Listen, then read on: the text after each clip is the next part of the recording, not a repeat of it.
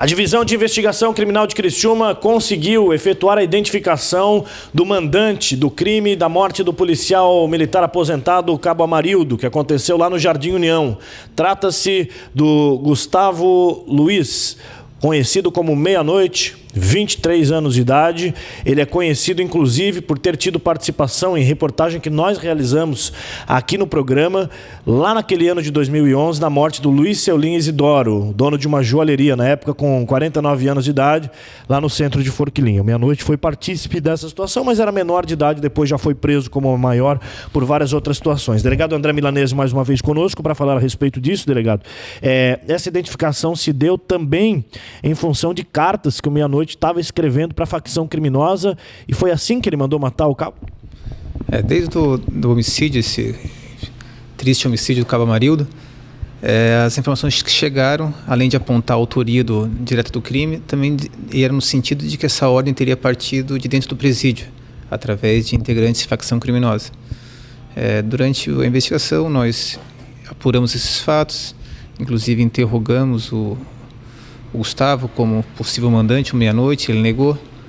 Mas a gente acabou chegando à autoria dos crimes. Foram dois maiores de idade, né, o Wesley e o Leonardo Vugunô, que praticaram um crime, juntamente com o adolescente. O adolescente foi apreendido. Os dois maiores expediu-se mandado de prisão, eles foram presos.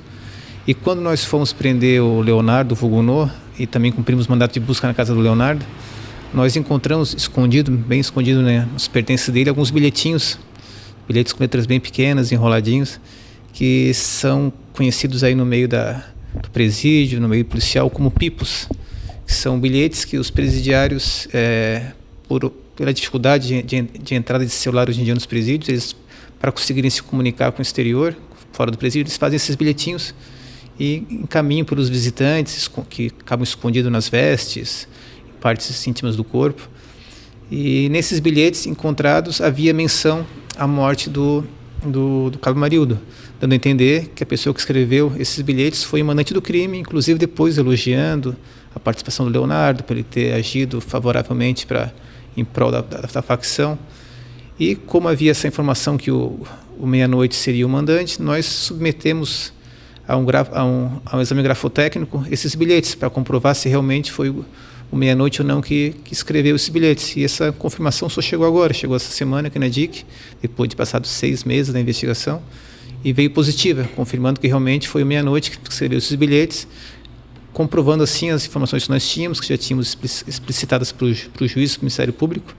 Então, com essa confirmação, nós entendemos que há fortes indícios de que o Meia-Noite foi o mandante do homicídio. Por isso, depois aí de 6 meses já dos autores estarem presos, nós agora estamos indiciando o Meia-Noite por ser o mandante desse crime. Delegado, ele já é conhecido aí, né, da polícia há bastante tempo, e de fato ele seria uma das lideranças do PGC, ali pelo menos no bairro Progresso? Sim, tudo indica que sim. Ele está preso desde 2017, vai completar mais de 1 ano e meio que ele está preso.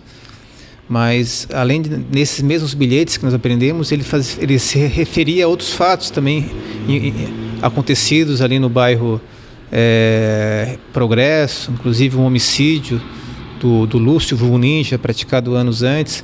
Então dá para ver que realmente ele tinha esse poder de comando, de decidir sobre as coisas.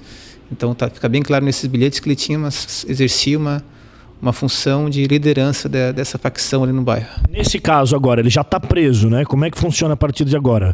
Pode inquirir aí sobre ele uma outra pena? Sim, ele está preso por tráfico de drogas, né? E agora, esse foi o entendimento da Polícia Civil. Nós indiciamos ele pela participação no homicídio triplamente qualificado, né? Homicídio por motivo torpe, né? Sem chance de defesa e praticada contra agente da segurança pública. Ele está sendo indiciado e agora cabe ao Ministério Público e ao Judiciário, principalmente nesse momento ao Ministério Público, analisar essas informações e se entender que há provas e argumentos cabíveis, ele instaurar daí uma ação criminal, denunciar o por meia-noite por esse crime e ele vai agora responder, a partir daí, um novo processo-crime, desta vez por homicídio. Ok, obrigado, delegado André. Lembrando que na época ele ficou conhecido por esse latrocínio em Forquilinha, por ter participação, né? E aí ele ficou foragido durante um tempo, os outros já tinham sido apreendidos. Na oportunidade, ele saiu e foi para a extinta Night Som, lá na Quarta Linha. E aí a polícia, lembro-me muito bem disso, acabou pegando ele lá na festa, né? Mesmo foragido, ele foi para a festa, estava com mandado de apreensão por conta do latrocínio, foi encaminhado na época para o CASEP, né, o Centro de Atendimento Socioeducativo Provisório, se eu não me engano na época ainda era CIP, estava em transição de nome para CASEP, aí depois saiu, né, porque só ficam no máximo 3 anos, ele não ficou acho que nem 2, e aí cometeu outros crimes, tráfico de drogas, outras situações, e agora está preso, como disse o delegado André, desde o ano de 2017 e pode agora responder também pelo mando. A polícia já tem provas robustas, né, no inquérito policial de que ele foi o mandante da morte do cabo Amarildo, né, e contra o integrante aí das forças policiais o negócio fica muito mais grave. Com imagens de Nilson Carioca, João Zanini para o Linha Verdade.